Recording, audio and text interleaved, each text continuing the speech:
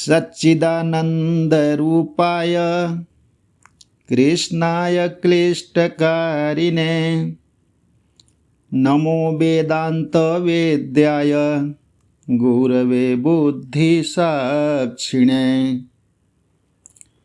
तप्तकाञ्चन गौरांगी राधे वृन्दावनेश्वरी वृषभानुसुते देवी प्रणमामि हरिप्रिये। राधे राधे प्रिय साधकों, आज हम एक ऐसे प्रश्न पर मनन करने जा रहे हैं जिसने सदियों से भक्तों, विद्वानों और इतिहासकारों सभी को आकर्षित किया है। प्रश्न है कि क्या वास्तव में श्री राधा और श्री कृष्ण का विवाह हुआ था? आज सोशल मीडिया पर कोई कहता है, हाँ, ब्रह्मा जी ने स्वयं विवाह कराया था। दूसरा कहता है, नहीं, ऐसा कहीं नहीं लिखा। तीसरा कहता है, राधा तो भागवत पुराण में है ही नहीं।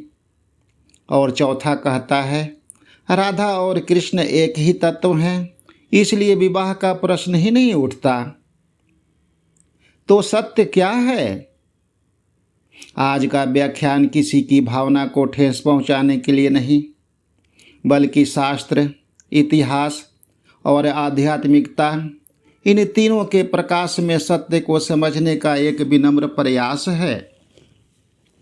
मैं आपसे एक निवेदन करता हूँ, आज जो भी कहा जाएगा वह शास्त्रों के प्रत्यक्ष प्रमाण पर कहा जाएगा, और जहाँ आचार्यों की परंपरागत व्याख्या होगी वहाँ उसे उसी रूप में प्रस्तुत किया जाएगा। और यही सनातन धर्म की ईमानदारी भी है। सबसे पहले यदि मैं आपसे पूछूं कि कृष्ण कौन हैं, तो आप कहेंगे भगवान हैं। और यदि पूछूं राधा जी कौन हैं, तो आप कहेंगे भगवान की परम प्रिया हैं। लेकिन यदि मैं पूछूं क्या भगवान और उनकी परम शक्ति अलग अलग हो सकते हैं, यहीं से इस विषय का वास्तविक रहस्य प्रारंभ होता है। हमारे सनातन धर्म में एक ही बात को समझाने के लिए अनेक ग्रंथ हैं। महाभारत, रामायण, श्रीमद् भागवत, उपनिषद, अन्य पुराण इत्यादि। हर ग्रंथ का उद्देश्य अलग है। महाभारत इतिहास बताता है, गीता जीवन जीना सिखाती है, भागवत प्रेम सिखाती है और उपनिषद आत्मा के रहस्य को समझाते हैं। यदि कोई भागवत से इतिहास खोजेगा तो वह भ्रम होगा। यदि कोई महाभारत से रसलीला खोजेगा तो भी भ्रम होगा। इसलिए सबसे पहले हमें यह समझना होगा कि कौन सा ग्रंथ किस उद्देश्य से लिखा गया है। आइए सबसे पहले महाभारत की ओर चलते हैं। महाभारत में श्री कृष्ण का अत्यंत महत्वपूर्ण स्थान है। वे अर्जुन के सारथी हैं, योगेश्वर हैं, राजनीतिज्ञ हैं, मित्र हैं और एक मार्गदर्शक भी। लेकिन आश्चर्य की बात है, महाभारत में राधा जी का नाम स्पष्ट रूप से कहीं नहीं मिलता। तो क्या इसका अर्थ यह है कि राधा जी थी ही नहीं? नहीं, ऐसी बात नहीं है। यह निष्कर्ष निकालना उचित नहीं होगा, क्योंकि हर ग्रंथ का अपना विषय होता है। महाभारत का उद्देश्य कुरुक्षेत्र का इतिहास है, ब्रज की माधुर्य लीला नहीं। महाभारत से अत्यंत निकट संबंध रखने वाला एक और भी महत्वपूर्ण ग्रंथ है, और वह है हरिवंश। इसमें भी श्री कृष्ण के वंश और उनके चरित्र का विशेष वर्णन मिलता है। इसमें श्री कृष्ण की बाल लीलाओं का विस्तार मिलता है, और उनके रचयिता भी वेद व्यास जी ही हैं। इसमें गोकुल, वृंदावन, कालिया दमन, गोवर्धन इत्यादि अनेक लीलाओं का वर्णन मिलता है। लेकिन यहाँ भी राधा जी का वह विस्तृत स्वरूप नहीं मिलता जो बाद की भक्ति परंपरा में मिलता है।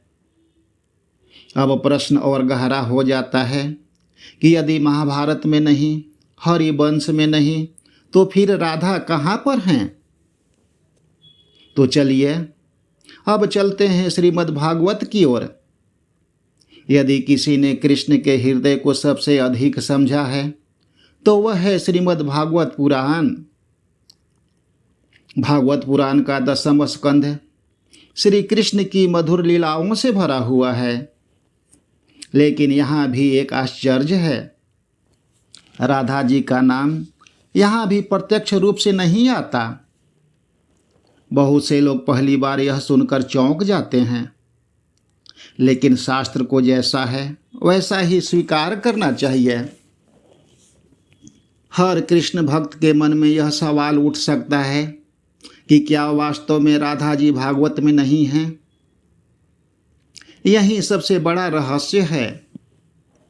रसलीला के बाद एक श्लोक आता है, अनयाराधितो नूनम भगवान हरिरीश्वरः यन्नो विहाय गोविंदः प्रीतो यामन यद्रहः। इसका अर्थ है कि गोपियाँ कहती हैं, निश्चय ही इस गोपी ने भगवान हरि की ऐसी आराधना की है कि वे हम सबको छोड़कर इन्हें एकांत में ले गए। अब यहाँ ध्यान दीजिए, श्लोक में राधा शब्द नहीं है, लेकिन अनया आराधितः शब्द आया हुआ है। गौड़ीय वैष्णव, निम्बार्क तथा अनेक वैष्णव आचार्य मानते हैं कि यह संकेत श्री राधा की ओर है। यह परंपरागत व्याख्या है, प्रत्यक्ष नाम नहीं, और यही शास्त्रीय मर्यादा भी है। भक्तों, अब कल्पना कीजिए कि पूर्णिमा की रात है, यमुना का किनारा है, बांसुरी बज रही है और सैकड़ों गोपियां दौड़ी चली आ रही हैं। लेकिन कुछ ही क्षणों बाद कृष्ण सबको छोड़कर केवल एक गोपी के साथ चले जाते हैं। शेष गोपियां आश्चर्यचकित हैं। ईर्षा नहीं, क्रोध भी नहीं। वे कहती हैं, निश्चय ही इस गोपी ने ऐसी आराधना की होगी जो हमसे नहीं हो सकी। तो मित्रों, यही प्रेम है, जहाँ प्रतिस्पर्धा भी दूसरे की महिमा बन जाती है। अब जरा इस दृश्य की कल्पना कीजिए। यदि हम होते तो शायद कहते, कृष्ण हमें छोड़कर उसे क्यों ले गए? लेकिन ब्रज की गोपियां ऐसा नहीं कहती। वे कहती हैं, निश्चय ही इस गोपी ने भगवान की ऐसी आराधना की है जो हमसे नहीं हो सकी। यही ब्रज का प्रेम है।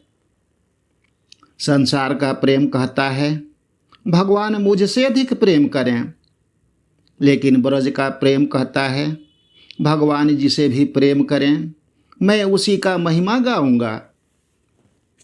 यही कारण है कि ब्रज के गोपियों का प्रेम संसार का सर्वोच्च प्रेम कहा गया है। चलिए एक और अत्यंत रोचक प्रश्न लेते हैं। यदि राधा जी वास्तव में इतनी महान थी, यदि वे श्री कृष्ण की प्राण प्रिय थीं, यदि उनके बिना रासलीला अधूरी है, तो फिर सुखदेव जी ने उनका नाम क्यों नहीं लिया? सुखदेव जी कोई सामान्य ऋषि नहीं थे। वे महर्षि वेद व्यास जी के पुत्र थे और उन्हीं के मुख से श्रीमद् भागवत निकली है। तो क्या सुखदेव जी और वेद व्यास जी भूल गए थे, या इसके पीछे कोई ऐसा रहस्य है जिसे समझे बिना भागवत का हृदय नहीं खुलता? प्रिय साधकों, शास्त्र को समझने के लिए केवल बुद्धि पर्याप्त नहीं होती, उसके लिए श्रद्धा भी चाहिए। भागवत की भाषा इतिहास नहीं, रस है। आजकल लोग पूछते हैं, किस पेज पर लिखा है, किस अध्याय में लिखा है? लेकिन भागवत केवल इतिहास की पुस्तक नहीं है, यह तो प्रेम का महासागर है। इतिहास घटनाएं बताती हैं और भागवत घटनाओं के भीतर छिपा भगवान का हृदय दिखाती है। इसलिए भागवत को केवल पढ़ा नहीं जाता, बल्कि रसास्वादन किया जाता है। सुखदेव जी कोई साधारण वक्ता नहीं थे। वे जन्म से ही ब्रह्मज्ञानी थे। कहा जाता है कि वे गर्भ से ही मुक्त थे। उन्होंने संसार को देखा, लेकिन संसार ने उन्हें स्पर्श नहीं किया। ऐसा महापुरुष जब राजा परीक्षित को भागवत कथा सुना रहे थे, तो क्या वे राधा जी का महत्व नहीं जानते थे? ऐसा सोचना उचित नहीं होगा। अनेक वैष्णव आचार्य एक अत्यंत मधुर बात कहते हैं। वे कहते हैं, सुखदेव जी जब भी राधा जी के प्रेम का स्मरण करते थे, वे स्वयं प्रेम में डूब जाते थे। उनका कंठ भर आता था। इसलिए उन्होंने नाम लेने के स्थान पर संकेत दिया। लेकिन ध्यान रहे, यह भागवत का प्रत्यक्ष कथन नहीं है। यह वैष्णव आचार्यों की भावमयी व्याख्या है। और यही सनातन धर्म की सुंदरता है। जहाँ शास्त्र समाप्त होता है, वहाँ अनुभूति प्रारंभ होती है। मित्रों, मौन भी कभी कभी शब्दों से बड़ा होता है। सोचिए, माँ अपने बच्चे से कितना प्रेम करती है। क्या वह हर 5 मिनट में कहती है कि मैं तुमसे प्रेम करती हूँ? नहीं, उसकी आंखें कह देती हैं, उसका स्पर्श कह देता है, उसका त्याग कह देता है। उसी प्रकार भागवत का मौन भी बहुत कुछ कहता है। कभी कभी जिसका नाम नहीं लिया जाता, वही सबसे अधिक हृदय में बसता है। यदि मैं आपसे पूछूं, क्या मात्र भगवान का नाम लेना ही भक्ति है, तो आप कहेंगे नहीं। भगवान का मन ही मन हमेशा स्मरण करना, उससे भी बड़ी भक्ति है। तो फिर क्या हर स्थान पर राधा जी का नाम लिख देना ही उनकी महिमा है?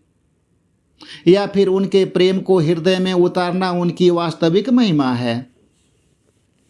यही कारण है कि रासलीला में राधा जी का नाम नहीं, लेकिन उनका प्रभाव हर पंक्ति में दिखाई देता है। जैसे फूल दिखाई न दे, लेकिन उसकी सुगंध पूरे बगीचे में फैली हो, वैसे ही राधा जी का नाम भले संकेत में हो, लेकिन भागवत का संपूर्ण माधुर्य उन्हीं के प्रेम से सुगंधित है। तो प्रिय साधकों, अब तक हमने केवल श्रीमद् भागवत का दृष्टिकोण समझा, लेकिन यही एक नया प्रश्न जन्म लेता है।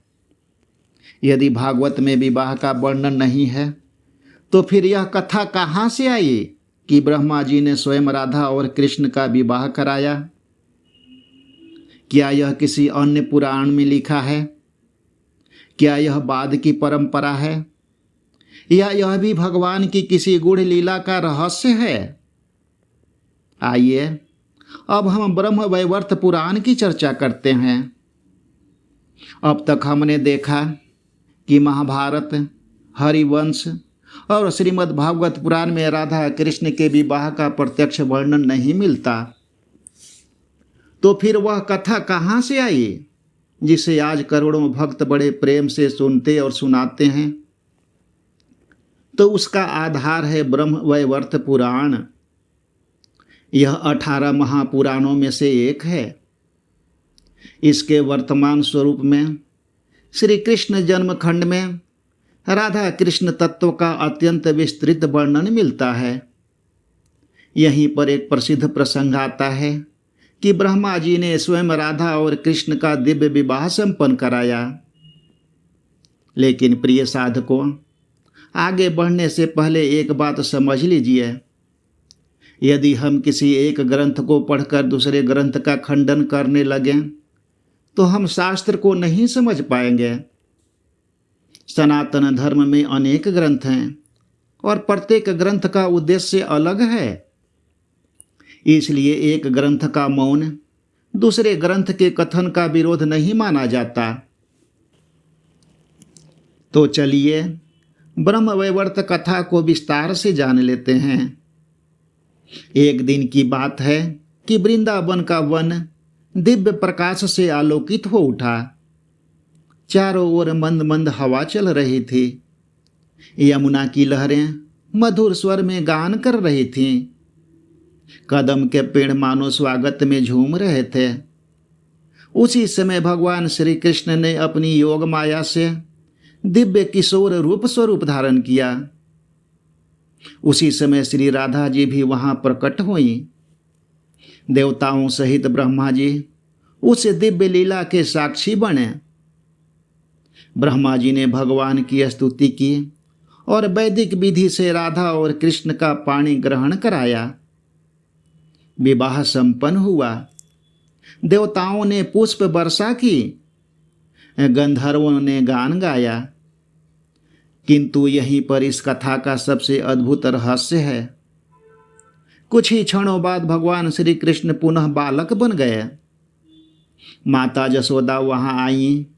उन्होंने बालक कृष्ण को गोद में उठाया और नंद भवन में लौट गईं। ऐसा प्रतीत हुआ मानो कुछ हुआ ही न हो। तो अब एक सवाल उठता है कि यह लीला छिपाई क्यों गई?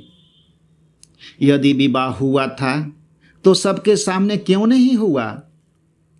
यदि ब्रह्मा जी ने कराया तो नंद बाबा और जसोदा मैया कहाँ थे? ब्रजवासी कहाँ थे?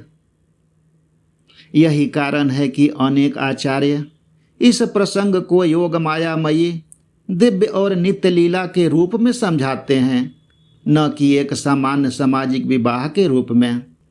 मित्रों, योग माया क्या है, इसे भी समझना जरूरी है। भगवान के दो प्रमुख शक्तियों का वर्णन मिलता है। वे हैं महामाया और योग माया। महामाया जीव को संसार से बांधती हैं और योग माया भगवान की दिव्य लीलाओं का आवरण और प्राकट्य करती हैं। जब भगवान वृंदावन में रास करते हैं, जब यशोदा मैया भगवान को रस्सी से बांधती हैं, जब गोपियां भगवान को अपना प्रियतम मानती हैं, तो इन सब लीलाओं के पीछे योग माया का कार्य बताया जाता है। इसलिए ब्रह्म वैवर्त पुराण के इस प्रसंग को भी अनेक परंपराएं योग मायामयी लीला के रूप में देखती हैं। लेकिन अब एक प्रश्न उठता है कि यदि राधा और कृष्ण का विवाह हुआ था तो फिर बाद में विरह क्यों? उद्धव को ब्रज क्यों भेजना पड़ा? कुरुक्षेत्र में गोपियों का विलाप क्यों हुआ? यदि विवाह का उद्देश्य सदा साथ रहना होता है तो भगवान ने वृंदावन क्यों छोड़ा? यहीं से स्पष्ट होता है कि राधा कृष्ण की लीला का उद्देश्य केवल सामाजिक संबंध स्थापित करना नहीं था। उनकी लीला का उद्देश्य संसार को यह सिखाना था कि प्रेम का सर्वोच्च रूप अधिकार नहीं, समर्पण है। राधा जी ने कभी यह नहीं कहा कि कृष्ण मेरे हैं। उन्होंने कहा मैं कृष्ण की हूं, और यही भक्ति का शिखर है।